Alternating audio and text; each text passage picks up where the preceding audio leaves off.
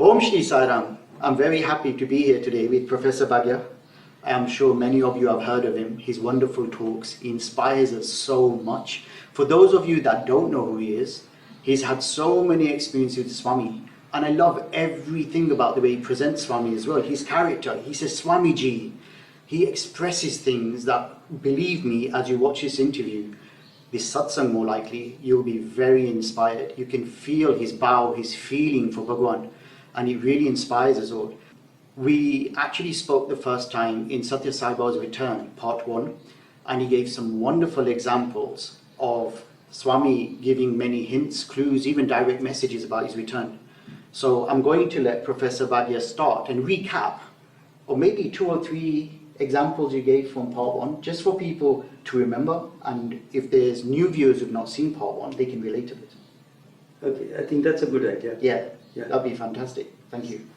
Thank you, Swami, once again giving me an opportunity to recall wonderful interactions with you, and you are all the time with us. Once it so happened, one senior devotee, at physical age, maybe even more than Swami's physical age, he came. He was quite elderly person on a wheelchair, and by that time Swami had also started drama that he was in the wheelchair. So when after Swami finished the darshan, this devotee was made to wait outside the interview room on his wheelchair, somebody pushing the wheelchair. Swami came and told him, "Hare, so and so, how are you?" That means showing that, oh, you are on a wheelchair. Then the devotee looked back to Swami and said, "Swami, you are on a wheelchair. So I am all right. It's okay. But you are in the wheelchair." Then Swami didn't like publicly somebody, but he took liberty because as a friend, he can share anything with Swami. Yeah, sure. So this gentleman, Swami was trying to explain to his friend. He said, "Mr. So and so, no, I am not going to go like a rogi. I am all right. I will go back as a yogi, not a rogi." And then, where it has happened, Swamiji? Swamiji, you are here. I am fully convinced, I have got so many experiences after that also, that what will people think of Maha-Avatar, ultimate avatar, that he came, he helped so many people, he built a hospital, millions of people get advantage of hospital, and also one of the reasons that physical frame he had to leave in the hands of the people around. Swamiji had himself said that avatar will never leave the body in the hands of human being. Now here, what do we find? What would people say? I am sure this is your divine drama. Because once Swamiji has said that you people are not seen even this much of my taste. Your test is my taste. Much more is to happen in this small thing with some incident that happened in 1993, and some people were very upset. Why did it happen? So in that connection, Swami was telling that with a small incident, you got baffled. So many things are yet to happen, and what will happen in that time? So, according to my understanding, this is our test for all the devotees. So, in this avatar, if Swamiji doesn't show a miracle, what will people talk eternally? That, oh, avatar, he used the hospital, his own hospital, for his last days. No, it can never happen. Avatar's concept, Avatar can never go like a human being. He has to go in a grand way. Is this a way? Even yogis, sages, they announce and go in a grand manner. And our Swamiji, no, it cannot happen. It doesn't match with my understanding. It's not that my understanding has to be right. But whatever understanding, Lord, you have given me, you correct me if I'm wrong. I'll tell another thing. One devotee came from US. Actually, so-called not devotee. He was a space scientist. In the space, he saw something. He was experimenting. He saw a huge picture of Swamiji, live, huge, couldn't comprehend. After he came down, he inquired, hey, what is this? I saw one picture of some being, and he described what he saw. Somebody showed Swami's picture, photo. He said, yes, this guy, where is he? Is he alive? Yes, he's alive. He's there in Bangalore. He did not wait. He flew to Bangalore, came there, Vrindavan, and he said, with this small picture of Swami, came to the authorities in Bangalore, Vrindavan campus. I want to see this guy. I want to see this guy. Then somebody, senior person told him, hold on. It's not easy that you will see this guy. Hold on, I have to seek permission. The gentleman went and told Swami about what this American guy was telling. Swami told him that, okay, bring him for thrice-session. So he was brought in. And then we all, as usual, every evening in Vrindavan, he was also sitting very close to Swami's Jula. And then Swami signaled the senior person of the Vrindavan campus that tell that guy what he wants to share. Huge gentleman, he got up and with a lot of power, Josh, he said, boys, there's no need to go anywhere. Even on the moon there's only dust. Everything is here. He was pointing at Swamiji sitting in Jula. He didn't know even how to start speech and how to end. He didn't say, Pranam, Sat Bhagavan, lotus feet, nothing. No formality, he didn't know anything. So, after he finished few moments of speech, he was looking, Swami signaled, sit down. He sat down, and in the meantime, the same senior person telling Swamiji, your Mahimas, your glory is getting spread not only on this planet, all over the world, in the space.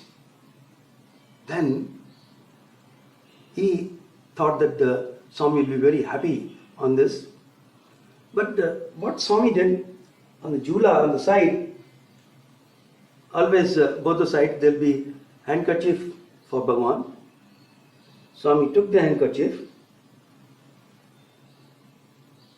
I'm just trying to enact what Swami did. He, after hiding the full handkerchief in his hand, leaving one corner, Swami told the gentleman, that is our senior person in the Vrindavan hostel, Mr. So-and-so, you have not seen even this much of my glory. So much yet to happen. Everybody was stunned. Everybody listening. Then this gentleman took the liberty and told Swami, we want to witness your full glory. Swamiji said, no, you can't. For that, you have to do a lot of sadhana. Many of you will not qualify to witness that. Then he said, Swami, we will start doing the sadhana, carrying out sadhana right from this moment. Please tell us which sadhana, what we should do. Then Swami said, sadhana? Everybody alert, including me. Let me see what Swami says. Swami said, sadhana? Remember, Sai Baba is God. Then in my mind I said, Swamiji, we know you are God, but still, that means we really qualify? This happened in early 2002 or 2000, yeah, around that. More than 20 years are over. Nobody has to tell me. Let us cross our heart and say how much we have, with a full conviction that Sai Baba is God. Yeah. Yeah. God means He is omnipresent, omniscient, omnipotent. Feeling that yes, He is right now here. In that connection, in 1996, 31st July, I remember the dates, okay, that doesn't matter. Swami in open public discourse, I was sitting just on the third block below, between the two pillars, below Swami's mic and listening. Swami said, time is going to come that even the blind man will know Sai Baba is God. Here, so many of us, not only we have eyes, we have all the faculties intact. How many of us, we have firm conviction that He is God, He is omnipresent, He is omniscient, omnipotent. Because of such reasons, I feel that Swamiji is so many things yet to happen. Otherwise, people may not have, not that you are doing for people, you say that you want the quality, not the quantity, but even the ordinary person who is innocent, who has devotion, will get some questions later on. Even now, there's so many things, so many of us are not able to understand. Only when physical frame comes, you and me, all of us, we will realize what avatar is. Yes, in one of the dreams, Swami told me that I have not gone anywhere. I am here only. Then, because of the news which came on Easter Day 14 years back, around this time, then I was very upset. Then finally, Swami had given few dreams earlier also, but this particularly after the Mahasamadhi. One of the dreams, Swami was standing behind the hills at the Shanti Vedika, where the Hanuman's statue, Jesus statue and all. So Swami was standing and I saw Swami was giving the Abhayahasta, darshan, in my dream. Then I just shouted in my dream, Swamiji, where are you? Swami looked at me. Swami was whispering. It was nearly, I would say, 500 meters away. More than that, maybe nearly a kilometer away. But he was whispering and I was able to hear. Then Swami said, I'm here only. I'm not gone anywhere. Then I said, but Swami, where were you? Here only. Then he said, at that time, people had the idea that where to go to find Swami. And Swami, particularly keeping maybe that question in mind, Swami showed the models of 4 mandirs, temples. He said, Dekho, all 4 dham, चारों धाम इधर ही है. All the 4 dhams, Kedarnath, Badrinath, they are all here. There's no need to go anywhere. Cutting the dream short, it was a very long dream. And then I saw some people were moving around, they don't even know Swami was giving darshan. Then I said, Swamiji, you will give darshan every day like this? He said, I'm here only, Swami, but see, you are giving darshan. And actually in my dream I went and called my wife also. So I said, Swamiji, you are giving darshan every day, but some people don't even know that you are giving darshan. Then Swami said, yes, to whomsoever I want, they will get the darshan. So I know, Swami, you never ignore me. All the time, 24/7, you are with us. But many people do not know. You had said, love of God, fear of sin, morality in society. Swamiji, what love of God? They don't have even fear of God. They have love of sin. So, when you appear and give darshan, not to individually you and me, but to everyone, then people at least will start thinking, hey, Swami can appear anytime, anywhere. I'm sure, Swami, you are listening to us, our prayer. You said, whenever you need me, you deserve me. Still, don't you feel, Swami, we need you. Look at the scenario in the world, geopolitical scenes and economic scenes and the fights and this and that. Every house, every family, every city, every country, whole world is under turmoil. Do we not deserve you, Swami? Bhagia uncle, that was fantastic. It was so inspiring, even some of the stories that you repeated. Every time we hear them, devotees around the world, they humbly email us and they give remarks about Sathya Sai part 1 and 2, the things Amma said, the things you've said. And it really resonates with everyone. And the reason for that is, I'm a strong believer of this. Swami is Satya, and when you speak truth, it connects to others. They recognize truth. So the people who are watching this thinking, really? Swami coming back? I'm convinced with all the feedback that even if it's a new concept, when you say it, when we explain it, say, Baba's coming back, they know it's truth. They know it's truth.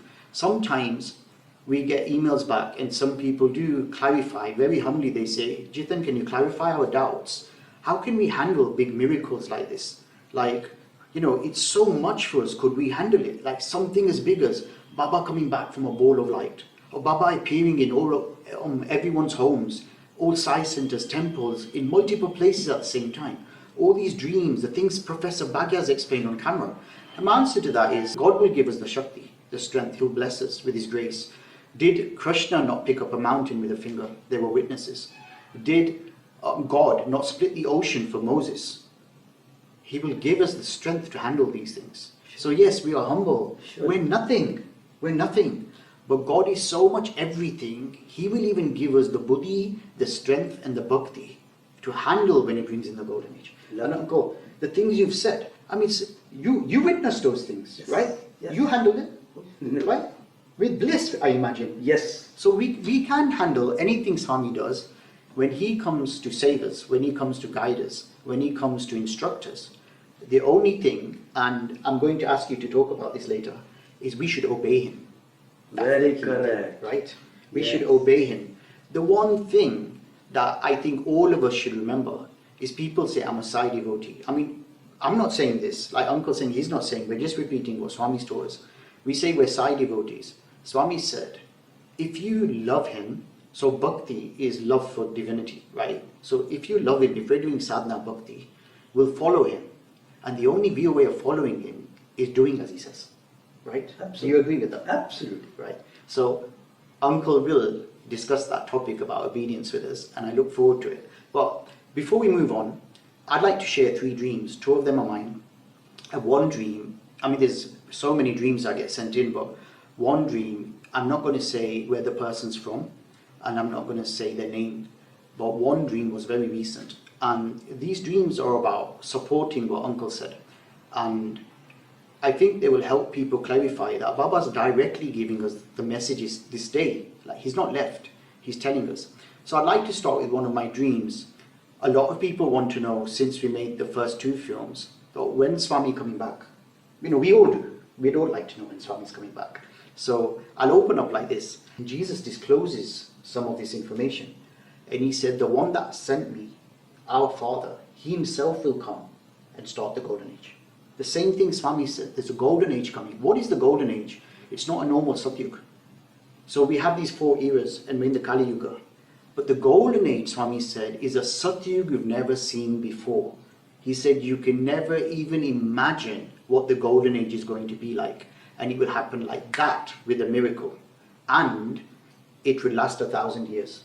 And it's not a normal Satyug, right? That's the golden age. What's interesting is over 2,000 years ago, Jesus also spoke about the golden age.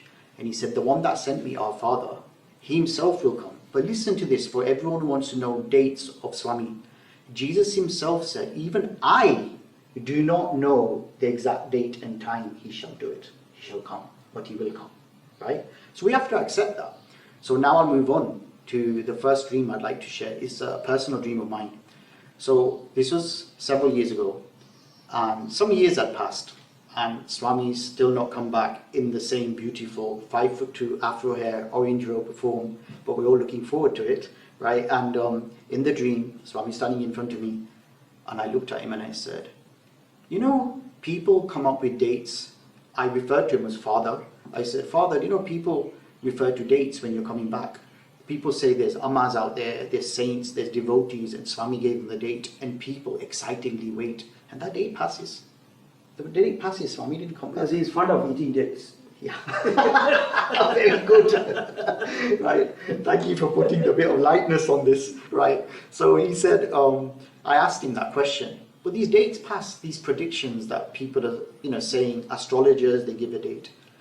And he very calmly, lovingly looked at me and he said, my name is Jiten. He said, I'm above time.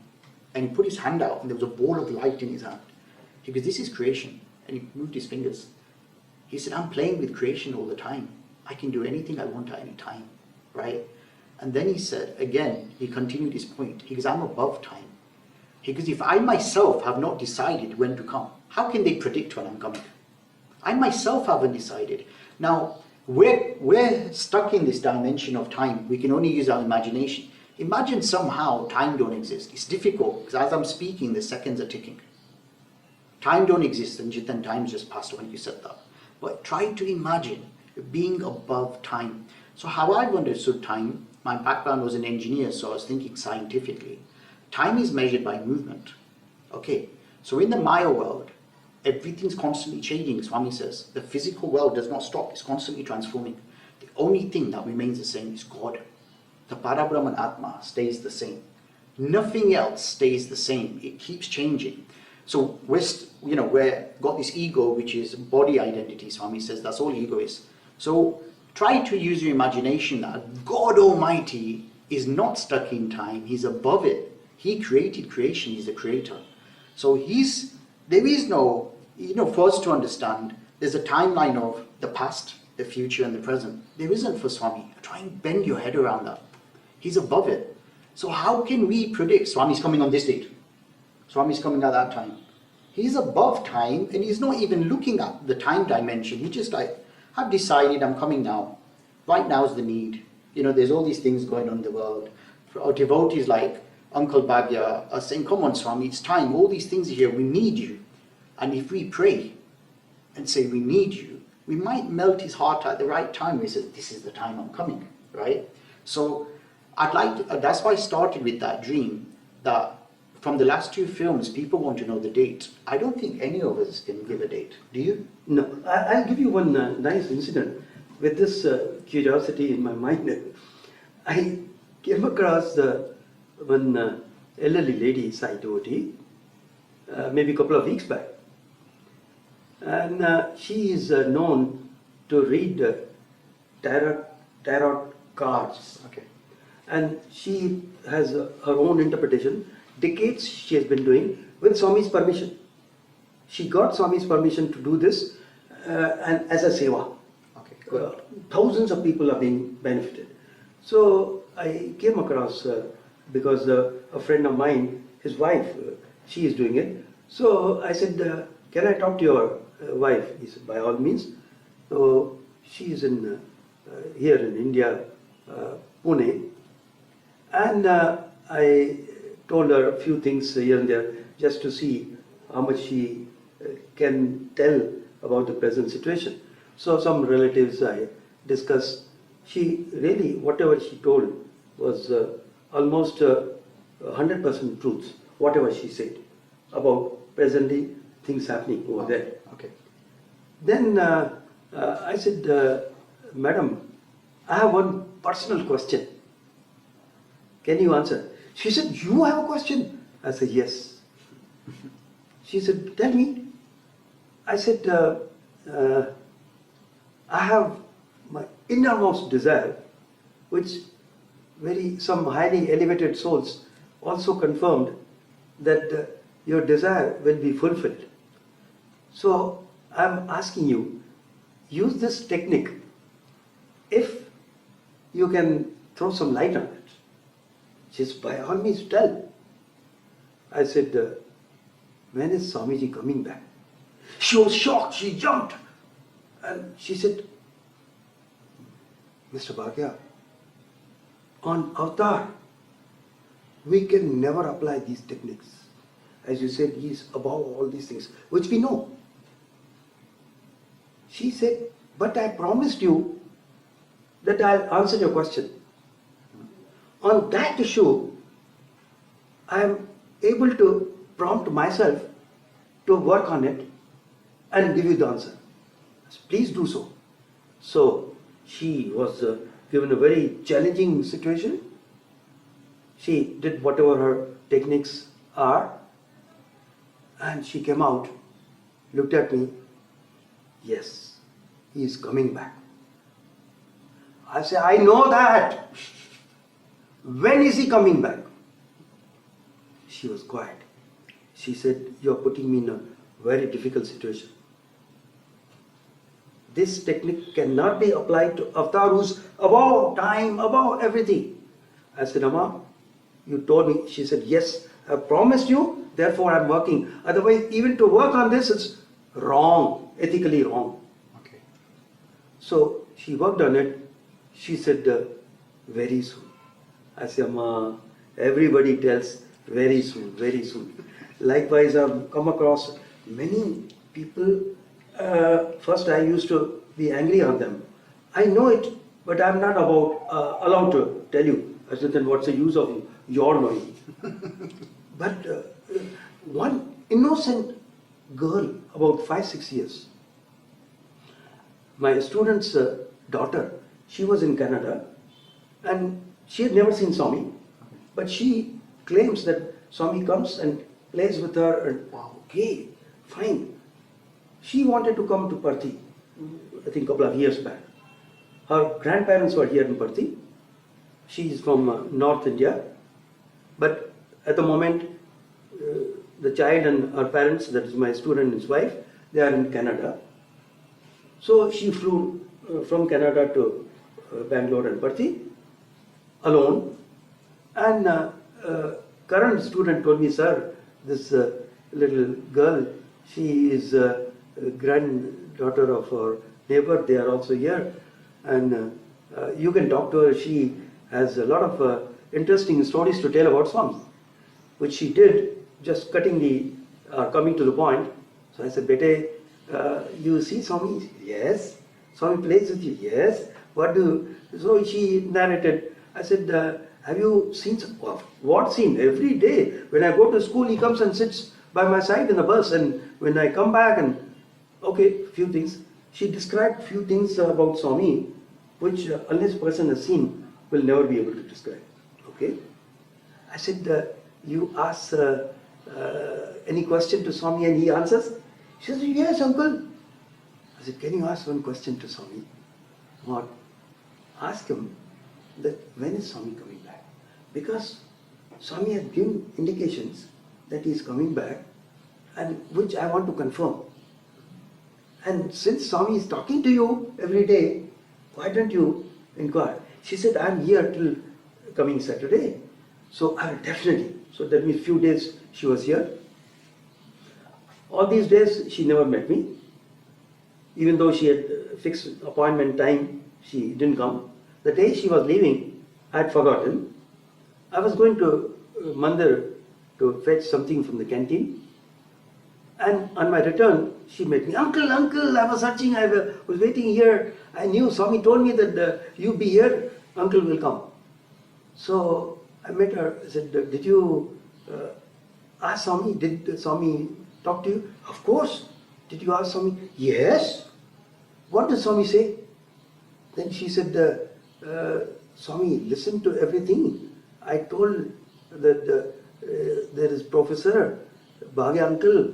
He is my father's professor, and he has said, he has asked you, Swami, when are you coming back? Then she said, Swami said, you're too small, too young, you won't understand this. No, Swami, I have to tell uncle, I have promised him that I'll tell you, get the date and tell you. Then Swami told her, go and tell Professor that there's no need to go and inquire from anywhere. I will come and tell you. When I decide, as he said, I'm just adding to that, I will come and tell him. There's no need to get information through someone. Till you get a direct message. Direct message. That's the best anyway. That's a blessing. So, moving on to the two dreams that I was going to mention. I had a dream and I said to Swami, you know, you left the form and the media all over the world, all mainstream media, or we can call them legacy media, they were all suddenly reporting about this character called Sathya Sai Baba, and how they address Swami is one of the most famous, well-known gurus in India, right? Got his own life prediction wrong. So they picked up on the whole 96 years point. So before I move on, a lot of people say, Jiten, Swami said he was going to stay to 96 and he didn't, right? And people analyze that. A lot of people gave opinions. Some people, if you remember, they said it was a lunar calendar, right? Yeah. So some people said, because Swami took on all the world karma and he took it on his body, so if Swami can take on 14 lokas karma, doesn't mean he's going to leave, you know? Do you understand what we're talking about, right? So no, again, and you know, people came up with these explanations. One explanation was Swami finished his work early. Now, Swami finished his work early. Look at the state of the world, Uncle. He left us like this. What do you mean? He came to bring in the golden age, which we spoke about earlier. Well, he finished his work early, right? You know. So I wasn't convinced. So in this dream, I asked Swami. You know, I feel very comfortable with him, and I said, Swami, the whole legacy media, the mainstream media all over the world on television, radio, saying the guru that got his life prediction wrong. Now, I'd just like to, at this juncture, put something else. If you read the discourse properly, Swami did say, I will be in this form till the age of 96. But if you read the full discourse, he also said, I can do as I please, I can stay longer or even leave earlier. That's the actual statement. So, we don't need to be fixated too much on 96. There's no age for God, right? God doesn't die, right? God is Atma, He's the Godhead.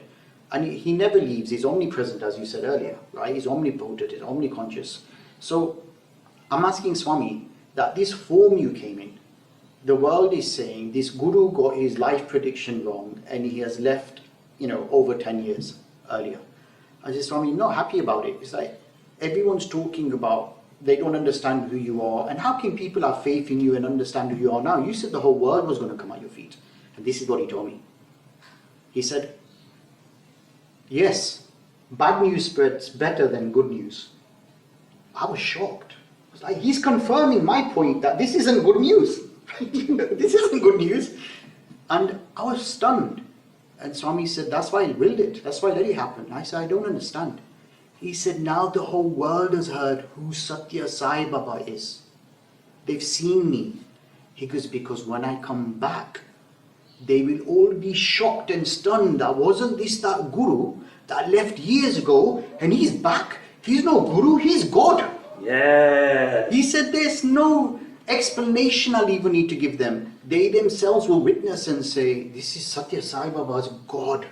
He goes, that's why I've done this. I said, what? Then, being the love we have for Swami, I said, but Swami, they're like talking about you like they spoiled your name.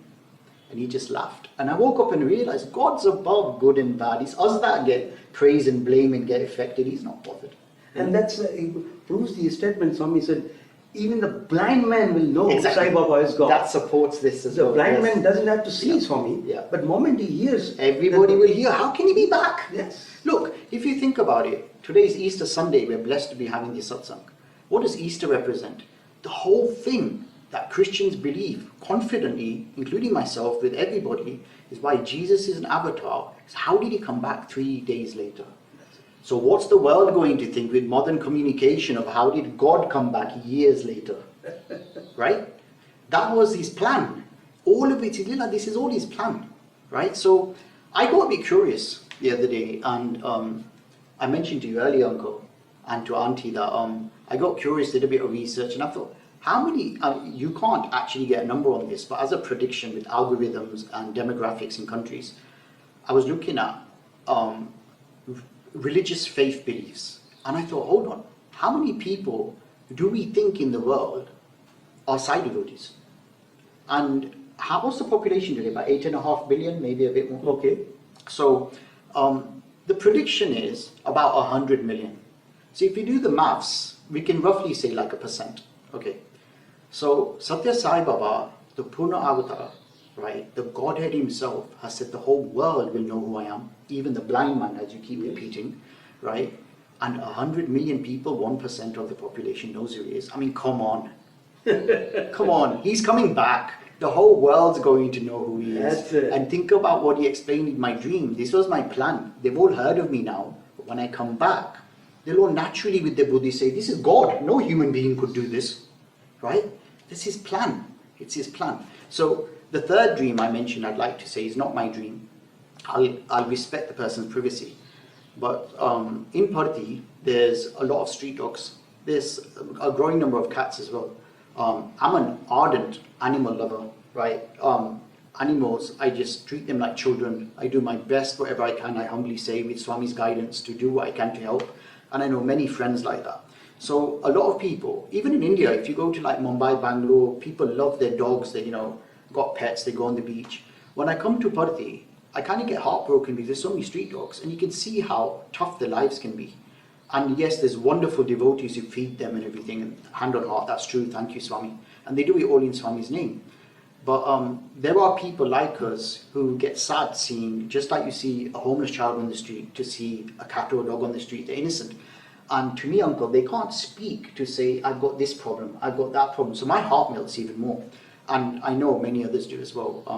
Thank you, Swami, for giving us this buddhi. Once in a discourse, I will move on to the dream, but just for people to relate to how important this topic is. Once in a discourse, I read this. Now, we've all heard, and we all commonly say, Swami says, what makes him happy is Gram Seva, feeding the poor. And that's true, Narayan Seva. He's talked about these things, and he inspires us. He's set an example, he's done it himself. And we all want to make sure we can do our part, help the homeless, feed the poor. It's wonderful. And most devotees naturally would innocently say, what makes Swami the most happy is Seva, like serving the poor. I agree. Once I read Swami's discourse, and Swami said, the thing that pleases him the most, the highest Seva you can do on this earth, is to take care of the animals. because they can't speak. Because they can't speak, Uncle. Can't express their suffering. If you go past the physical form, we're always talking about Atma. They're all Atma, right? Yes. All of us are part of Swami. But they're in a physical form where they can't speak Hindi, Gujarati, English, French. So they can't communicate to us and say, please help, I need this. While I'm not saying he's any better, but a human child even can say, uncle, buy me some food, please. Uncle, can you take me to the doctor? I've hurt my leg. An animal can't express itself. And I personally think what you said, that's probably the reason Swami said is really the most important seva, that help them. They can't even ask for help, like observe, try to help, right? So, I'm not going to reveal the name of the person or their location. I'm going to keep them private for their own privacy reasons. But a lady recently had a dream about this topic of animals, and she found out and witnessed about all the street dogs in Purti, and she felt really sorry for them, and she cried and cried and cried. And Swami went in a dream, and she explained, she goes, Swami, look, all these dogs on the street and everything, I'm really hurting. Like, what can we do about it? Swami, help. And Swami actually said, they're my angels. And he actually said, people who are mistreating them don't look after them, they're like demons. He actually said that. So imagine, Baba literally means God is in all forms. Yeah. Right? Just like Easter Sunday and Jesus taught. God, Atma is in everything, right? So Swami actually said that. And then Swami reassured her. He said, when I come back, all of this will change, I will take care of it. So she innocently asked, oh Swami, when you come back as Prema Sai Baba? And he said, no, Prema Sai Baba. When I, Sathya Sai Baba, in this form comes back. And he kept emphasizing, Sathya Sai Baba in this form, when I come back, I will come and solve all of this. Wow. Wonderful, eh? I mean, directly he's saying no, because there's so many people out there saying, does Prema Sai Baba come here? You know, when's he going to come? First, Swami is coming back, right? And Swami said that in so many people's dreams, and this, why I mentioned this dream is this was very recent. It was just a few weeks ago. In that connection, I'll tell you another story. One of our MBA students, Yeah. gold medalist, he is a chemical engineer, passed from IIT Madras, and he came here for MBA. After finishing MBA, he wanted to continue to be here to do some seva. Swami told him, no, go back. He had a wonderful offer, job offer, but he refused. He waited here for nearly 2-3 months. Okay. Finally, Swami called him for an interview and told him that yes, you can do seva. Your parents are running a small school where orphans are looked after. Expand that. Okay. Wow. And then he said, yes, Swami, I will do that, but just few students. He said, no, no, no. You go, he is from Jamshedpur. Swami told him, go to Bangalore, you will get a school. It's a good place. You take charge of that, you run that school. And before that, you make a trust. Okay. Which he finished the formalities. In fact, Swami has signed on those papers and gave him even seeding money to start the wow. trust. Blessing. Wonderful. Yeah, real blessing. Then he said, Swamiji, I will go, but you have to come and bless us over there. Okay. Swami said, I will certainly come. Wow. Then he smiled, boy smiled, Swami, you will say I came in this form, that form. I want you to come. He said, yes, I will come. Swamiji, when? I told you that I will come. Swami, I don't want. You say that I'll come when I come as a Prema Sai. No. Sathya Sai Baba is telling you that I, Sathya Sai Baba, in this form will come There you go. to your Wow. school. Wow. He is Fantastic. still waiting. Wow. Just recently, a month back, last month, I went and saw his school, 300 students, more than 300 students. He is running on the same parallel as what Swami's education system is. And he's, all of them, all teachers and organizers, still waiting. So that's the key thing when you said twice, still waiting. Faith. Yes. They've still not given up. They know he's coming. Yeah. He told them personally, I'm coming. They know. That's what's inspiring. You know, we're not alone. There's people out there saying, we know as well, we're waiting, he's coming. You know, that faith will bring him back. Fantastic. Absolutely fantastic.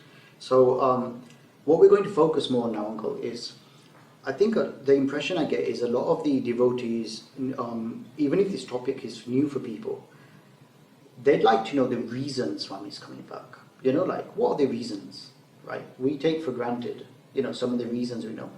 But what could you give as an inspiration or an example of what's the reason that we know Swami's coming back, and also why is he needed to come back? What's the reason for him to come back? think we did touch upon these points. Avatar will not leave the things unfinished or halfway.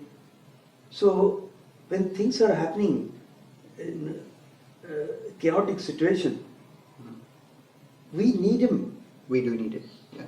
And as far as those who know Swamiji, and we have been following him as obedience and all, being obedient, we will feel that only he can come and resolve. For instance, when Swamiji said, which I mentioned earlier, that here in third block, one day, as I mentioned, worth repeating again, he came, we were all seated, Swami was giving darshan, looking at the sky. I felt Swami is planning something. And suddenly Swami said, Bhagia, his students will not sit here, they will sit far off. Wow. I said, Swamiji, when? Who will sit here then? He said, sages, saints, and heads of the country. Right. At that time, this was way back in 90s, late 90s. It didn't make much sense at that time why heads of the countries will come here. Now it makes sense. And why will the heads of the country and sages and saints come and in front of Samadhi? So there has to be some miracle. There has to be, and the other thing Then is, when physically he is back, then only they would like to come and and I'll support that. Yeah. I'll 100% support that. Something's come to mind. But yes, something has to happen. And another point is, well, that hasn't happened yet. No. So what's going to make it happen? You know, he's coming back. Yeah, Right? yeah, correct. So what's going to bring this change that yogis come there? Yogis will come, heads of or even the countries. blind man will know Sai Baba is God. So I've got 2 points there, and the viewers would have heard of Vasanta Sayama. I've interviewed her in the last 2 films, and there's also someone called Mata Betty. So I'll start with Vasanta Sayama. Vasanta Sayama is regarded as an avatar, right? She's regarded as a goddess, right? I've had personal experiences of her. For those people who might not know about her, I'll give you a quick example. When I first came to darshan, my very first darshan, right? Swami didn't speak to me anything. I got front row, and I'll just get to the point here. Swami came up to me, and I didn't know what to expect. I was lost for words. I didn't say anything to Swami. He came and stood right in front of me, right? And he looked at my hand, so I lifted it higher, and he touched his middle finger on my middle finger. That was my very first darshan experience of Swami. That's why I never forget it. It's like, wow, that's all he did. Look at me, look at me. I carried on walking off.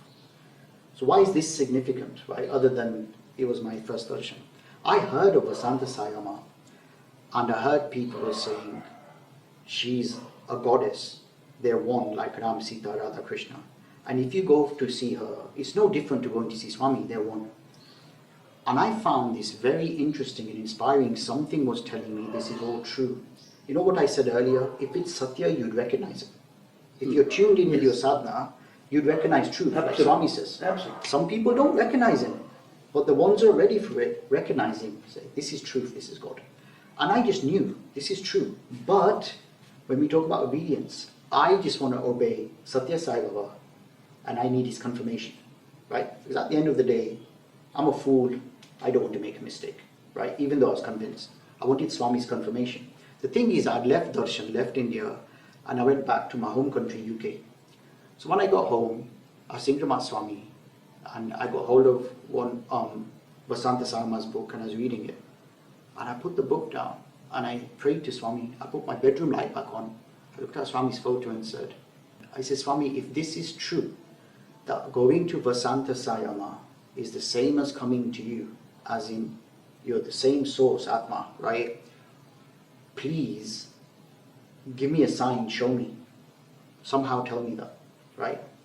I want to obey you, right? If this is correct.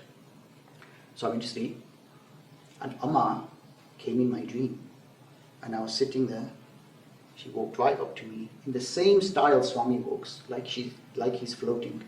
She came up to me, and guess what she did? She put her middle finger on my middle finger, touched it. Oh, Exactly what Bhagwan did when I went to him. Exact same thing. And I woke up in joy, emotional tears, and said, Swami, I've understood. So that's how I got to know, as an introduction, who was Sathya Sai Mice. So I'd like to share another story. One of Amma's assistants there, I had many chances to speak with him. And like Swami had close people to him, like Satyajit carers, this person took care of Amma personally, right? Did her seva. And when he first went to Amma, a similar thing happened. It had gone dark, he was in the ashram, and in Amma's ashram, right in the middle, there's a big stupi, right?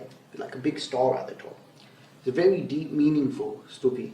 And this, I'm protecting his privacy as well, but this young man at the time was standing there looking at the stupi. Everyone had gone in, it was night time. And he prayed, and he said, if this is really Ma, a beam of light should hit that star on the stupi at the top right now. Then I'll believe. And he will not believe it. At that second, a beam of light hit that star. wow. And he was like, wow. But you know, God always impresses us a step further. He got curious, where's the light coming from? He turned around, and Amma, with one of this big torch, was through her bedroom window shining it at the star. Wow, that's Like, you know, I know your thoughts, everything. You want proof? Forget a beam of light. I'll do it myself. I'm the door, right? So this is Sathya Sai Mai, if anyone's curious about who she is. So what's interesting is when you said that Swami said the students will be sitting far and the heads of countries, and they okay. So Sathya Sai Amma does not reside in Andhra Pradesh. She's not in Purpati. She's in Madurai. okay. Okay. So when I went with a close friend of mine to Madurai to see Amma, we were there, and Amma told us, like, how can this be, uncle, right? Amma told us, Swami's coming back, and when he comes back, you'd be lucky to see him as a dot from far away. So we asked, so Amma, who'll be close to Swami? Not his students. She said, they'll be sitting far away. We said, so Amma, who? And she said, yogis, sadhus, saints, heads of countries, say She also exact said same thing. Exact same Wow. thing, right? She said, they'll be sitting there. And we're like, look, I got goosebumps. Exact same thing Swami in has- another state, Swami has said thousands of physically- kilometers away. Yeah, but Swami has told me physically Exactly. the same thing. I mean, I'm just emphasizing Yeah. the same exact point Wow. in another state, thousands of kilometers away, right? So I mentioned Mata Betty. This again supports this point. So Mata Betty was a devotee from New Zealand. For people who don't know, like John Hislop, Jack Hawley, Yes. she was a Westerner that Baba used as an instrument to spread his message. She had many interviews with Swami, just like people like John Hislop, very blessed. And Swami told Mata Betty that in the future, this whole cycle on whole will be silence, right? She was silence. And he looked at all the devotees and everything. He said, these noisy people won't even be in here. And she said, Swami, so who'll be in here? Listen again. Swami said, yogis, realized souls, they'll be meditating in silence, and their vibrations will go out to the world. All similar messages that these changes are going to come. And as you said, how can these changes come? Swami's coming back, right? I'll tell you one very interesting point. One of the MBA students, way back, must be in late 80s, his father, I have to maintain the secrecy, Okay. his father, very close devotee of Bhagwan. He was a small. There was a discussion between Swami and his father, which the discussion, outcome of discussion he shared in the class. He is still there in Puttaparthi.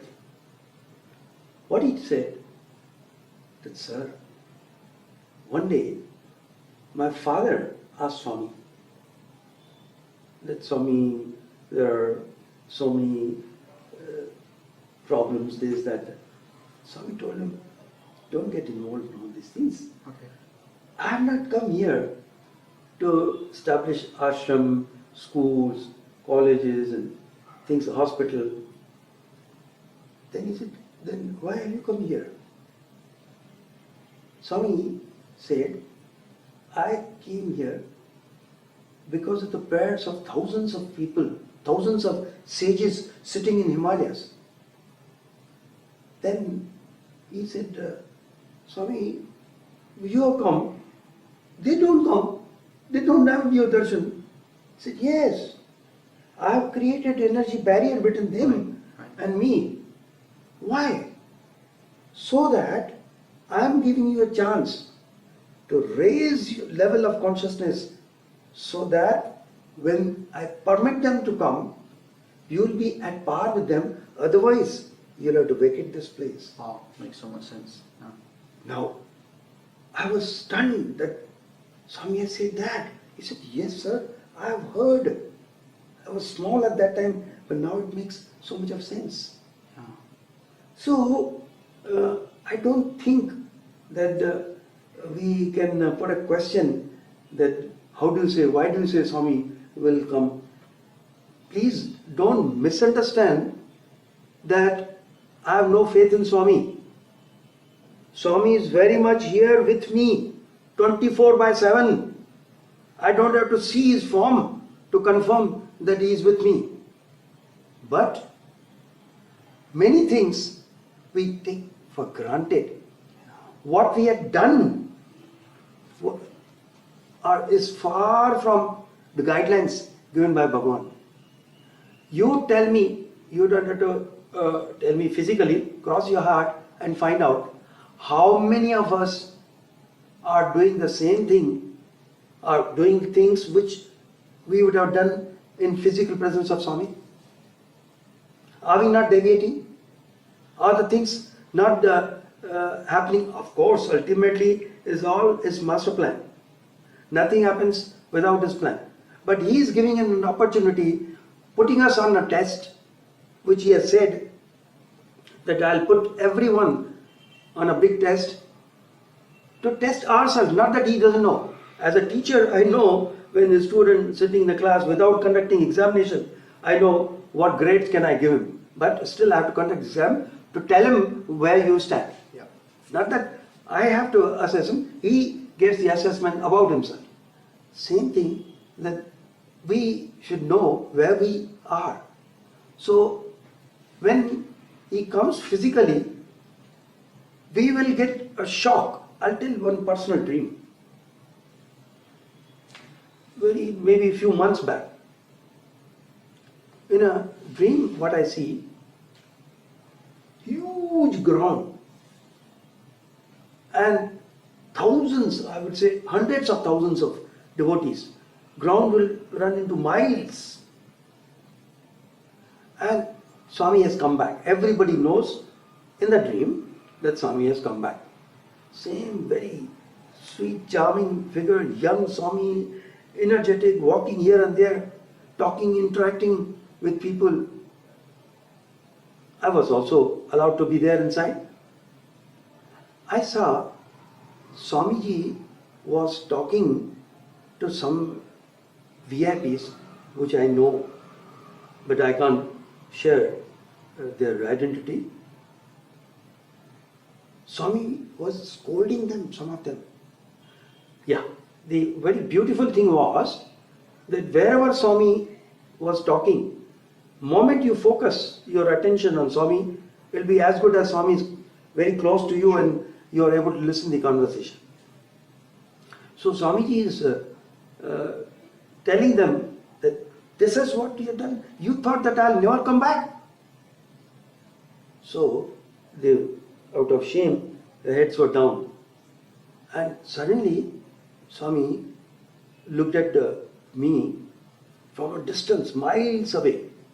He was giving them an example that, see, he never lost faith. He continued whatever I had told them. So people were all looking at me and they came, okay, not to talk much about that, but I did see, seeing Swami itself, they was scared. Oh, Swami is there. Automatically, whatever they would have done, which were not in tune with Swami's guidelines, they will change their manner or their behavior, their lifestyle. So, should I not pray to him? Come, at least once, give darshan to people, not to me. You are already, Swami is 24/7 with me. I can give incidences. Even recently something happened. We, both of us, me and my wife, we came out from our room and we latched the door, and something had happened. So night latch was on. Once you close the door, you can't open even with the key from outside. So it happened. I said, hey, what happened? Then I tried to open it with the key. It won't work. I told her that there are two options. Either we go to bhajans and then you get a carpenter, cut open the door, or right now I go to the carpenter, cut open the door, and then forget about bhajans. So we were just debating, and because after bhajan becomes very dark, we were just discussing this, and some sound, both of us, we heard. Then I told her, anybody inside our house? She said, no. Then I again tried to open the door. It got open. Literally, Swami came, or okay, you may say from a photo, as if Swami came, opened the night latch of the door inside and allowed me to operate the key. Is he not with me? So I have no problem. Even going, I think last year, I was called for a retreat in US. I wanted to carry some few vibhuti packets for the devotees. When I asked them, what you need? They said, if you can bring some vibhuti. Now, nearly 1,500 to 2,000 packets were required, which I couldn't manage due to many reasons, and maybe the customs, they told me you can't carry so much. So I went with maybe a couple of 100 packets, and I thought that one packet per family can be given. Can you believe in 4 days, 3 times, Vibhuti appeared in the discussion hall, in the dining table, the photo, then the one of the person's house. Fresh, Swami said, fresh Vibhuti I am giving. What you will carry? And announcement was made in the retreat. It's recorded, go and verify. That all those who want to partake Vibhuti, it is there in the photo, but take little bit, each one of you, so that everybody gets a chance. So, I have no problem. 24/7 he is with me. But there are certain things We need him for. we need him to see. These Change eyes his world. see that physically he is also with us. So Uncle, that's wonderful examples. And on the topic of, we're talking more deeper into the reasons why Swami must come. Like you keep emphasizing, he has to come. All these things haven't happened, right? So something comes to mind, Swami's discourse. There's a discourse where Swami declares why the Sai Trinity comes, right? And he said, one of the main important reasons is today there's so much chaos, problems in the world. There's problems in people's homes, there's conflict between countries. You've mentioned these things earlier. And he said that's one of the main reasons the Sai Trinities come, because people are doing things like, and Swami's basically talking about pap sins, like people are drinking alcohol, getting drunk. People have multiple partners rather than one partner. People are eating the wrong food, right? They're not eating sattvic food and everything. He said because of that, we're attracting spirits. He goes, so when someone passes away, and if they're that attached to the sensual world, the physical world, enjoyment, they hang around. And they're looking for other physical bodies that have those habits.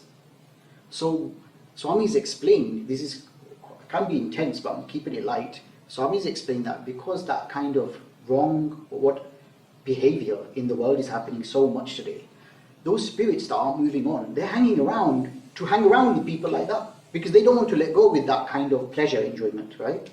And Swami goes, so people's minds get controlled by those spirits. And this is the, what's the right word to use, concerning part. He goes, the majority of the world is being run like this right now. He goes, but people think they're their thoughts, their decisions, they're influenced by that energy, right? So Swami said that's one of the reasons that the Sai Trinity has come. Okay, so we've talked about a golden age coming and the causes of Swami coming back. What could be the cause, the reason of Swami coming back? Well, he's declared another reason, right? So here's the thing. If people go and think about this, I totally understand. I think most people or some people will conclude and say, yeah, but Prema Sai Baba is still coming, right? So he'll continue the mission and solve this problem. There's a catch, there isn't, Uncle. You confirmed this, right? See, I'd like your opinion on this. Swami's also said that when Prema Sai Baba comes, the golden age would have already started. Correct. Right? Yeah. Okay. So it can't be Prema Sai Baba coming to eradicate and get rid of these negative problems before the golden age comes, because the golden age would have already started when Prema Sai Baba comes. So Sathya Sai Baba has to come back to solve this. He himself said, that's why I come. Yes. Okay, so we can't reach the Prema Sai Baba stage until the golden age starts. And Sai Baba's come to solve the negativity, right? The bad things, the evil in the world, right? So Sathya Sai Baba has to come and finish that job so that the golden age starts, so Prema Sai Baba can come, right? Excellent. And there's a reason I thought of, while you're giving a beautiful satsang yourself, there's another reason. Swami must come back. Another one, many years ago, many people might have heard of Dr. Gadia. He was an ardent devotee of Swami, quite well known, Dr. Gadia. And Swami told Dr. Gadia that in the future, and there's a key point here, how in advance Swami said it. Listen to the words carefully. Swami said in the future there will be a threat of a nuclear war between America, Russia, and Muslim powers. Okay. Now, here's the key thing, how much in advance Swami told us, right? Back in those days, it wasn't called Russia, it was called USSR. That's right. Swami still used the term Russia, showing his omni-consciousness that in the future, decades ahead, it will turn, USSR will be called Russia, and Russia, American, Muslim powers will have tension. And he said, one of the reasons I've come is to stop, and otherwise, what if I didn't come, a nuclear war disaster. So Swami has to come back to stop it. He has to come back to stop it, right? So there's another reason that we know Swami is coming back, right? That's another reason we know. So Uncle, you shared a wonderful story about how you and Auntie got locked outside the house, and you're hearing someone moving inside, and it's unlocked again. Swami unlocked the door. Okay, something similar happened to me recently. I was on a jatra, pilgrimage in English, and with a close friend of mine. And believe it or not, I went on the, I don't leave Parthi, but I actually went on the jatra because Swami instructed in a dream. So it was instruction to go and do a puja in a temple, right? A ceremony in a temple. So I went with a friend, and the night before, we did this particular puja to the goddess Kalima, or in Gujarati you'd say Karikama, but goddess Kali. Kali means time, above time. That topic's come again, right? So the night before we go to do Kalima puja in Kalima's temple, Swami comes in my dream, and I've usually got my camera bag on me, right? Because I carry my camera everywhere. And in the dream I have my bag on me, and my friend's with me, and my friend's sitting on the left, I'm sitting on the right, and Swami says, don't put your bag on the seat on the right next to you, because I'm going to come and sit there. Wow. Okay. So I said, yes Swami, I make sure I don't put bag there. Anyway, fast forward to the puja, and as the puja starts and continues, I forgot that Swami said, don't put your bag there. And I put my bag there. As the priest, the Maharaj, starts the mantras, and we're doing Abhishekam and Kumkum and everything on Kalima's Murti, I remembered. And I moved my bag, and I told my friend, Swami told me, do not put my bag there, because he's going to sit there. She was like, wow. So I moved my bag and I put it there. I think just a minute or two later, a man comes and sits there, okay? And then I'm sitting there thinking, hey, Swami said he was going to sit there. This is confusing. But I was trying to give half my attention to doing what the pujari told me with the mantras, right? I've got to do the puja. So in the back of my head, I'm not telling my friend what's going on. She's got busy doing the puja, I'm doing the puja, and someone comes and sits there.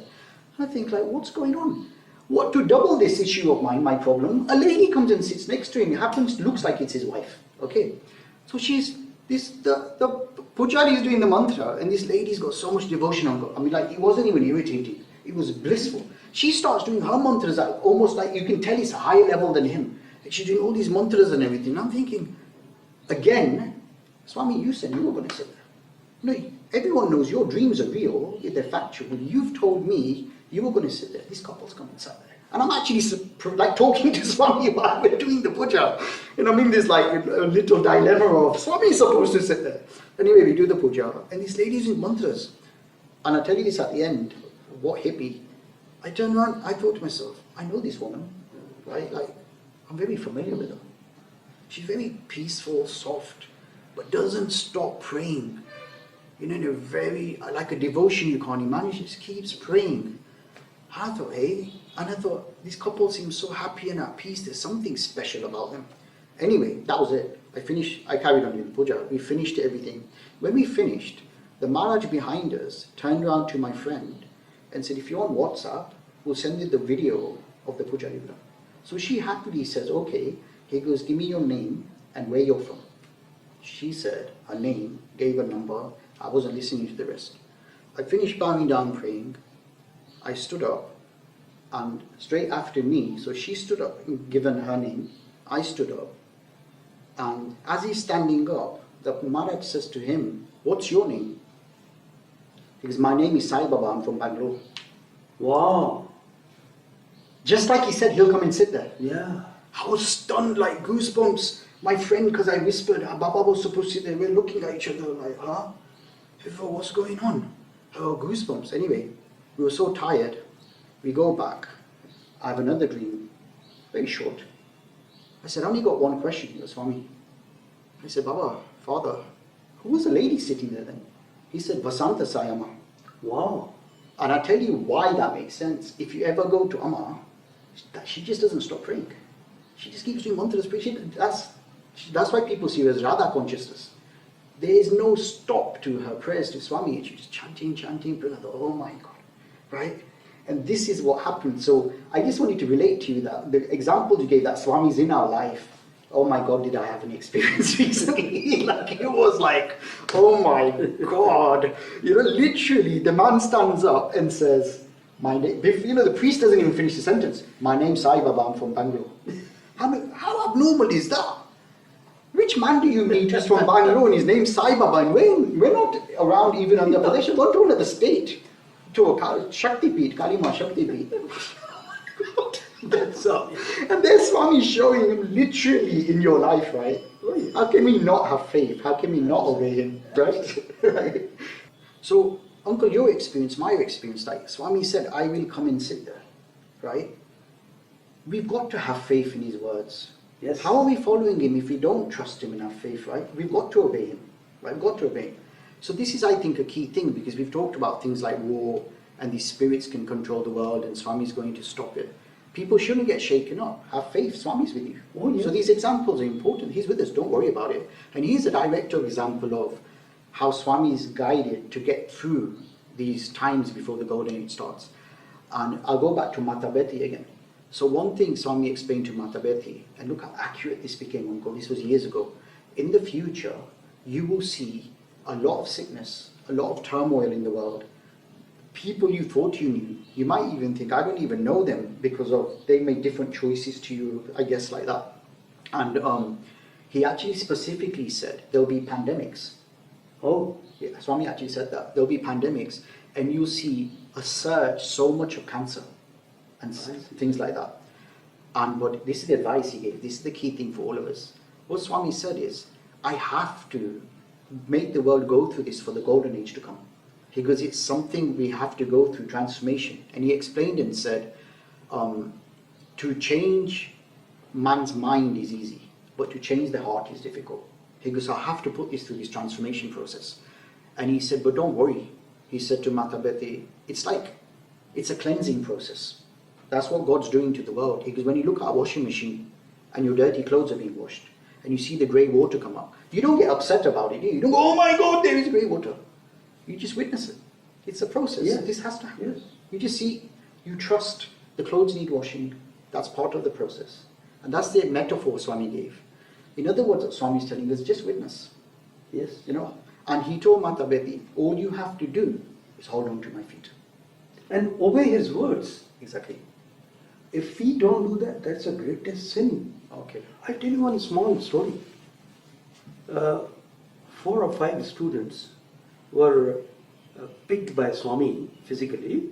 Those days when Swami used to distribute prasadam. And after they distribute prasadam, the empty vessels, they would take it back to interview room. Okay.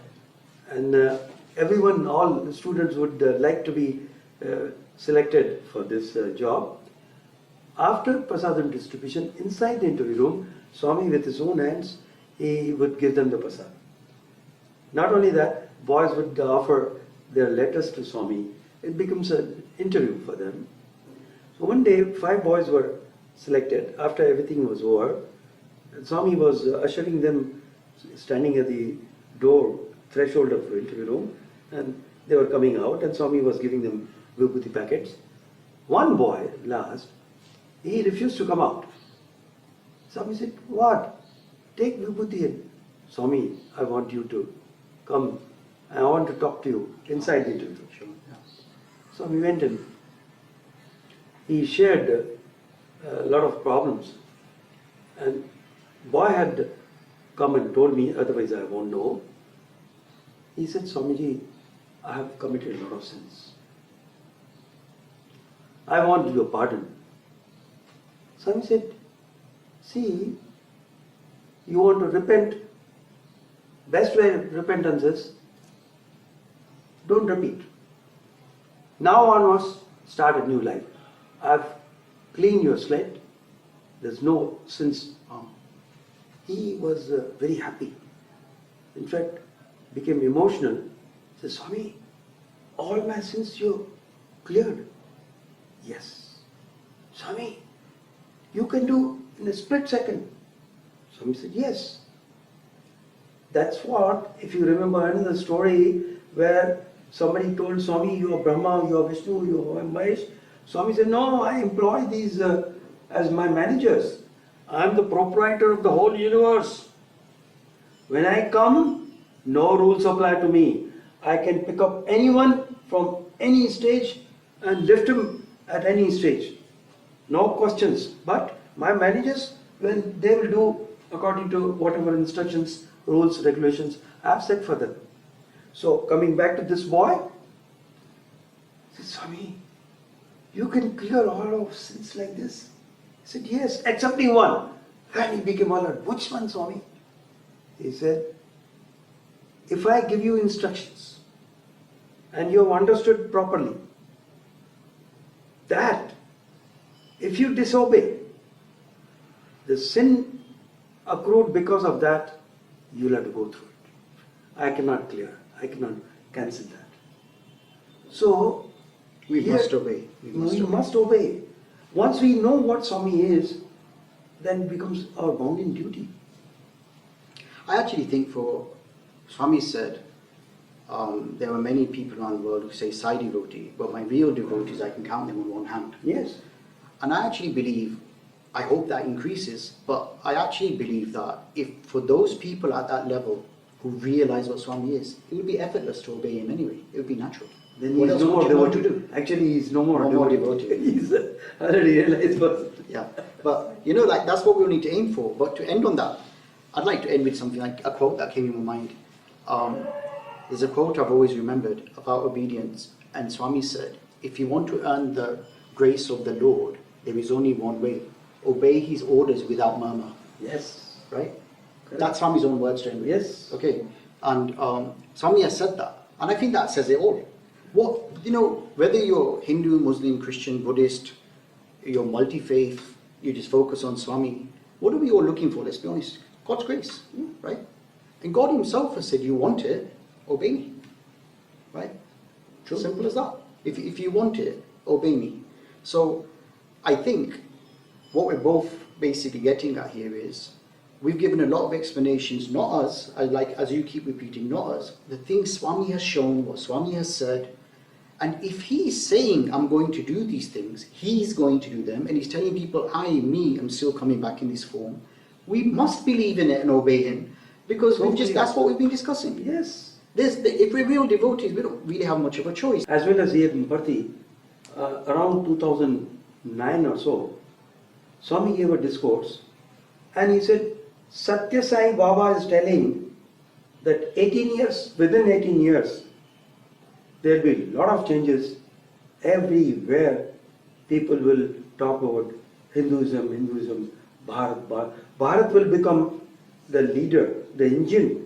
All other countries will be connected that's right, as the bogies. Yeah. So for that to happen, he has to cleanse us.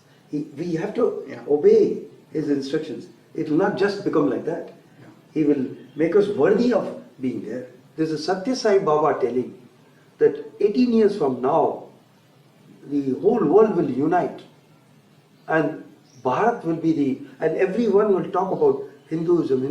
Hindu doesn't mean that the tradition which we think. Hindu is a different meaning. Swami said that where we follow the tradition, we follow our conscience, there is Sanatana Dharma, there will be unity among thought, word and deed. And there, Swami used the word Bharat. Bharat will be the leader. Bharat will be an engine and all the bogies, other countries will be the bogies. So it has to happen because he has said, as you also said, that this Satyam, Satyam, Satyam, whatever comes out from this mouth is also Satyam. In that, so many incidents, I am not bringing out all, earlier you might have already heard this. For instance, once Swami told, we had an interview with Atal Bihari Vajpayee, and Swami asked, this was 1994 precise, I know all the details but I don't want to give, just to come to the point, Swami asked Atal Bihari Vajpayee, kaisa hai Bharat, how's India, Bharat? So, Swami, Bharat ka tawahi ho gaya. What does mean? Tawahi means is going down. Kya karna chahiye? Swami, each state, the CM, the chief minister should be your student. Swami said, no. Politics, I don't want to send my students to politics now. Swami, ek aur mehnati hai. There's one more prayer, Swami. What? Swami, you should become the Prime Minister. Swami started, he had a hearty laugh. Swami made a statement. Vajpayee, I am the kingmaker. I don't want to be king. You want to become king? Within no time, there was no confidence motion and he did become Prime Minister. And term was getting over. Swami called us and he said, he's coming for the full term now again. Who can say this? He's a kingmaker. And when there, Swami told that, see, what this is Satyam. Whatever I speak out also is Satyam. So what we have recalled, it has come out from Swami's mouth. Exactly, that's important. How it will not come true? And that is the reason, even though people may call me as crazy, that you still feel that Swami will bypass the laws of nature and he'll come back in the same form. Why not? You tell me, so many things Swami has done. Are they all following laws of nature? Nature is his vesture. He is above all these rules. When he told that no rules apply to me, I am the proprietor of this whole universe, we still bind him with the laws of nature which he has produced or he has given us.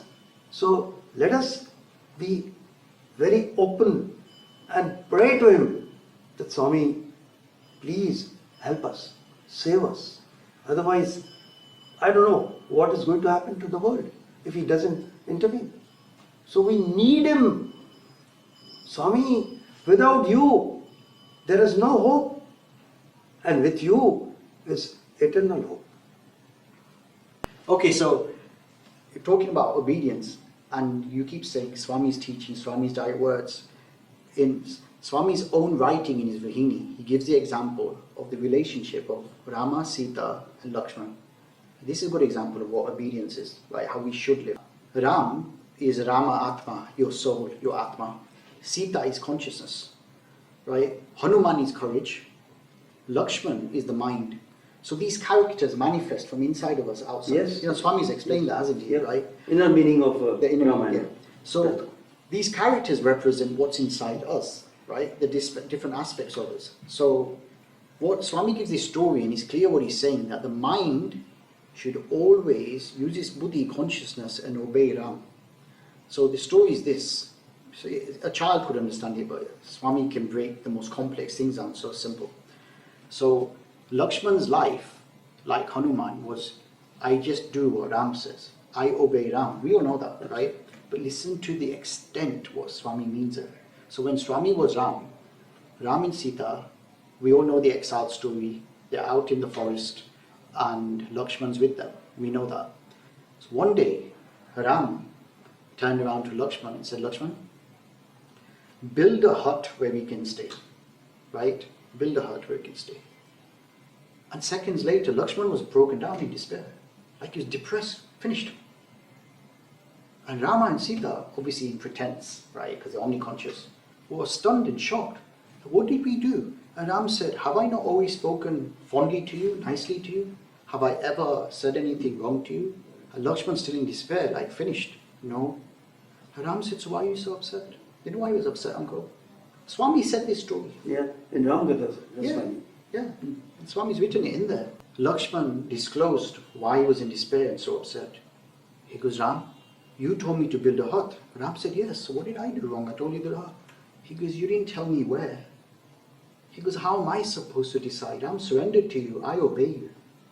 That's obedience. Surrender. That's surrender. Obedience. That's obedience. That's following his instruction. Yes. So why I'm adding on to everything you've said is that's the level of faith, obedience we should all have. Ram's back, Sathya Sai, right? Yes, yes. The Purna Avatar. Why doubt him? He said, I'm going to do these things, right? So we should all be yearning for his return and that he gives us all the buddhi, the sadbuddhi, to always obey him.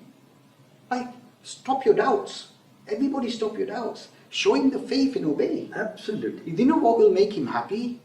To find the devotees that follow his instruction. Then he'll give them. Absolutely. Otherwise, I don't know, I'm not him, but from his point of view, he might think, what's the point? No one's listening. Right? So if we remember what Lakshman stands for, he's our mind. Put your mind on Swami Ram and do as he says. And you get to have that proximity. Yeah. And one last thing, and I'll openly say, we've discussed this before, us two have talked about this, is when we ask most people, Uncle, we discussed this the other day about what's the ultimate goal of life. Most people will say mukti, moksha. And I'm not saying that's incorrect, okay? But when we have this opportunity, what beautiful opportunity that we can witness that Godhead come in a form and we can actually recognize his glory and his beauty, because if we are merged with him, the goal of life, fine. But how do we experience it? How do we say, oh my God, you're beautiful, Bhagwan Shri Sathya Sai, I love you so much, so much, so much, so much. How do we get that? And you gave me an example. Can you explain that? See, it was a little story if I add, once one MBA student was given a task to bring one head of Dalai Lama to Swami for darshan, because he had seen everything, so he wants to see Swami. Yeah. He was brought here. He was meant to sit in portico. Swami came out of the interview room and he straight went to, with his all omnipresence, omniscience, he went straight to the students, it was a Sunday morning, and asked them, So what was the morning breakfast? Oh. The student, Swami, idli chutney today. How big was idli? This much, this much. So then they said, Swami, medium size. Then how many idlis did you eat? How many idlis did you eat? They were giving answers. And this boy who was given assignment to bring the person and get the Swami's darshan and interaction if possible, he was getting restless. Then finally Swami turned towards this boy who has brought the VIP for darshan. Then Swami told him, he understood, obviously Swami is omnipresent. I know, he was telling Swami, he has come, he has millions of followers and he has come for your darshan, so we understand how important your darshan is. He said, see, why is it he has come? To get moksha. Then Swami picked up one petal of flower, rose flower, he crushed it. And he said, even crushing this requires more efforts than granting you self-realization. Self-realization is not important. Enjoy this proximity. That is important. As you said, once you realize that it doesn't matter to you. We're going to end up there anyway. But then when he has come in a form, he said, I separated myself from myself to love myself. Yeah. Sages and saints, Swami said, are praying to Lord, meditating on Him. And what is the outcome? Is they get a glimpse of the Lord's darshan. All their efforts, sadhana, paid off. When Swami was narrating this, one schoolboy is asking, Swami, but you give us darshan every day. He said, every subsequent darshan is my grace, my love, my mercy. Wow. So enjoy this, as you said, when he has come. How can we forget? He can do anything, achieve everything without a form. Of course you can. When the form has come, why not? We love, enjoy, interact more and more. In Prashanti Vahini, exactly what you explained, Swami said that when mankind is in discord, when there's problems in the world, Shakti itself has to come in human form so that we can communicate to him. And that is, he emphasized, the only way the whole world will be transformed again. So he has to come to transform it. Correct. And remember, Prema Sagar is coming in the golden age. So he has to come in this form, right? Actually, when I was making the elderly lady, excuse me, to let me know whether Swami is coming back, when is he coming back, she narrated a beautiful incident that she and her elderly friend have been Swami's devotees for decades, since 1970s. And Swami had told her friend that time will come, there will be a lot of turmoil. Then she asked, Swami, there will be world war. Swami said, no. What for have I come? I will not allow world war to occur, but each one, individually, collectively, family-wise, will go through the turmoils which will be equivalent to as if after effects of the war. So this is how he wipes off our karma. We go through experience mentally, but physically, when we are with him, we are safe. So that in this birth, this body itself, we continue our sadhana, we continue our journey. Yes, uncle, like that, there was a devotee, again I'm holding privacy, and a very saintly person that I was very close to, okay? And this was what's being said, and the saintly person I'm referring to used to tell my family this, like my dad, way back probably in the 70s, like from then. And he said, in the future, the coming near future, but I guess to a wise person, a few decades is a near future, he said, the world will go through so much. Mankind will be brought down on its knees, begging God for mercy, help, and for God Himself to intervene and come and help them. Right? And Swami had actually said this to another devotee as well, the same thing. That in the future, mankind will get on its knees and beg for God's help. So that's all in line with what we're discussing. So again, to us, the answer is what Swami's instruction is. His instruction is follow my instruction, obey him. That's his ultimate instruction. Obey my instructions is his main instruction, right? So he's saying that you're going to go through a test. When he comes, there'll be like a judgment day, going back to your dream. The Bible talks about judgment days, we all know that. If you watch Sathya Sai's Return Part 2, there was a narration part, and we go over some dreams. And in there, people have had dreams about Judgment Day, right? So Swami's given instructions on how we should live. You summarized it, right? Fear of sin, love of God, and morals, ethics in society, right? We all know what that means. So if we go do the right thing and pray for Swami, that we follow your instructions, he'll come back. We know he's going to come back. But maybe if we all start following his instructions, his teachings, pray to him, obey him, right? That is like a pretext, a calling for, as your children, we're doing our duty, so he'll come and do, he doesn't have duty, but his duty to say, yes, I'm here. Jiten, you just talked about obedience. Yeah. And we have to follow what he has said. A beautiful incident comes to my mind. I can tell you all the details. It was December 1997. And Swami allowed one international cricket match. Oh, okay. In our Prashanti Nilayam, the only match which took place. I heard about that, yeah. And that time technology was not that great that we could broadcast right from here live match to all the listeners. So suddenly one day, like a child, innocent baby, Swami comes after finishing the interview in the interview room. He comes to me, Bhagia, you know today they said that they can broadcast the match live. Now all will be able to watch this. Swami, this is wonderful, so great, Swami.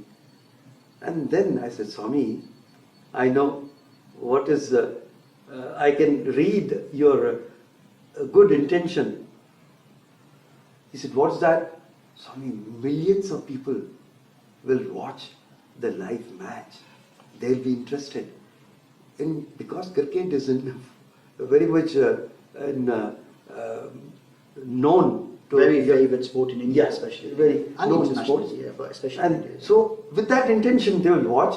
They will not just watch cricket match. You will make them watch or have your darshan, Swami. Yeah, beautiful. So nice, Swami. He said, no. I don't want quantity. I want quality. I said, I know, Swami.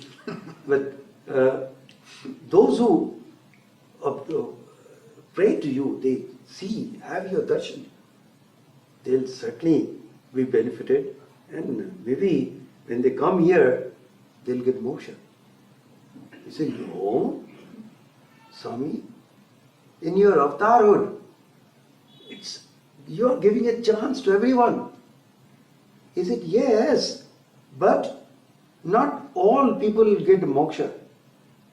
I said, Swamiji, your capacity is unlimited. Ordinary gurus, they take so many disciples in their boat and make them cross the ocean. And you have unlimited capacity. He said, all will not, only select few will get realization. I said, why, Swami, how? I'm not able to understand. He said, see, yesterday was Sunday. You people, even teachers were asked to give performance because it is a sports time also. 11th January is a sports day and you have been asked to participate, isn't it? there was one game you people played. Now he is Antaryami. He knows everything. So I was asking, which game, Swami? He said, see, there was all the teachers were made to stand on line and there was a marking. Isn't it? I said, yes, Swami. And quite a distance away, there was another marking and a flag. Isn't it? I said, yes, Swami. Then one person, he gave a whistle, signal that all of you were supposed to run and reach that goal. And you were given 5 minutes. In the 5 minutes period, whosoever reaches there will be the winner, isn't it? I said, yes, Swami. Then Swami is asking me, how many people reached there? I said, Swamiji, actually one completely crossed, another person just when the whistle was given, he touched. So he said, 2? I said, yes, Swami. How many teachers were there? Swami, more than 100 teachers were there. All professors, old, young. No, young were separate, but elderly people beyond certain age, more than 100. So, see, out of so many hundreds, more than 100, only 2 reach. I said, Swamiji, this is just a game. I am talking about self-realization. And you are comparing. He said, wait. See, when the whistle was given, where were all you all? Swami, the starting point. And another, when whistle was given, that means 5 minutes period was over. Yes, 2 reached the goal. What happened to the remaining? I said, Swamiji, all had moved. Some people were very close to the goal. Some people were in between. Some people hardly made a beginning. Some people, elderly, 1 or 2% fell down. He said, dekho. So, when the whistle was given, all moved forward. And when the second whistle was given, you yourself have observed that everyone has progressed. Similarly, in this avatarhood, few will reach the goal, rest all have been given clarity of the goal. They know where to go.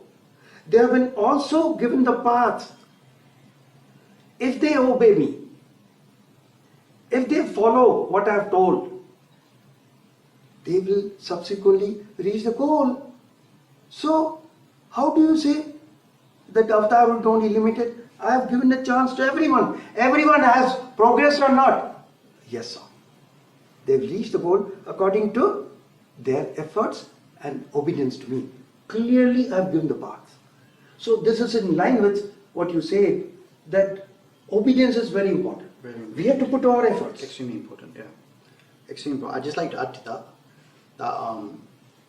and this isn't judgment, Sango. These are like light-hearted chats we've had.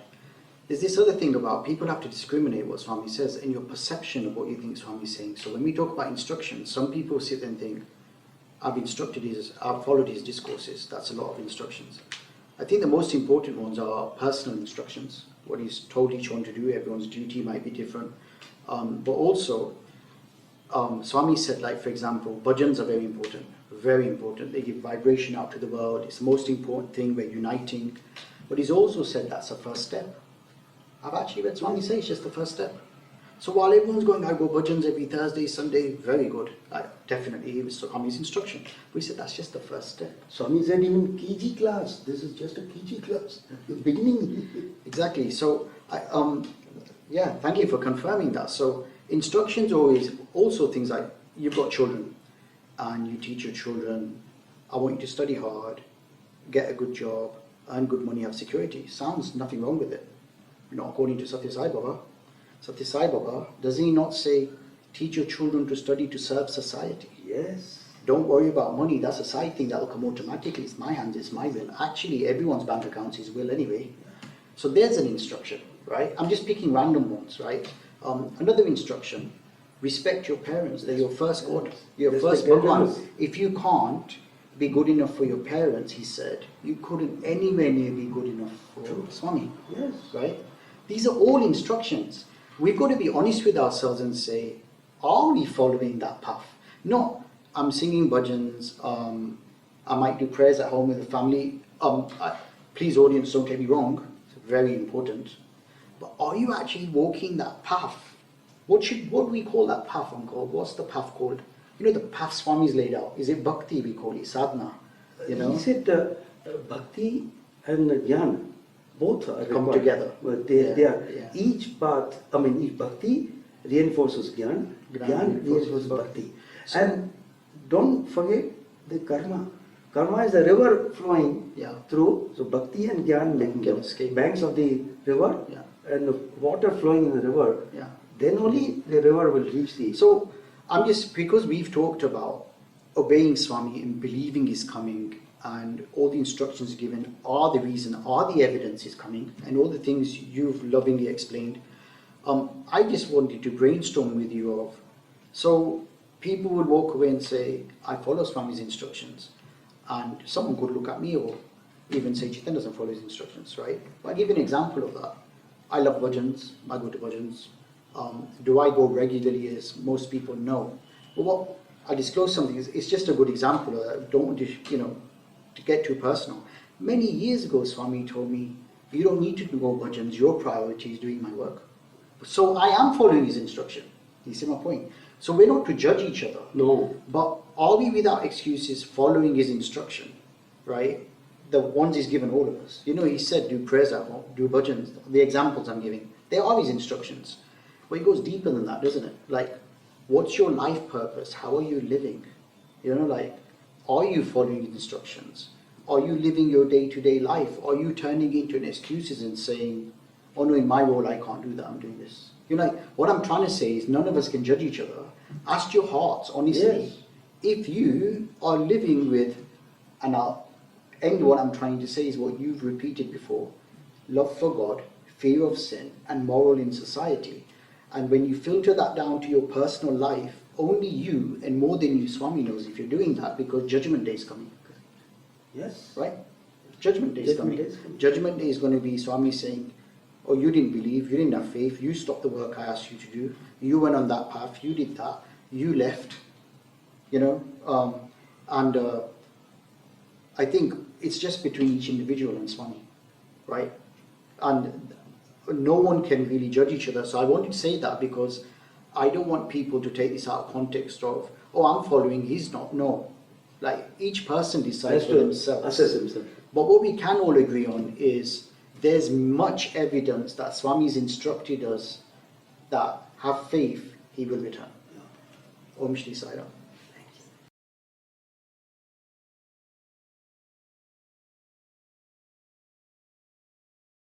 So Thank you. Uncle. Thank you Sai Ram. so much. Thank you so much. God bless. Swami bless you forever.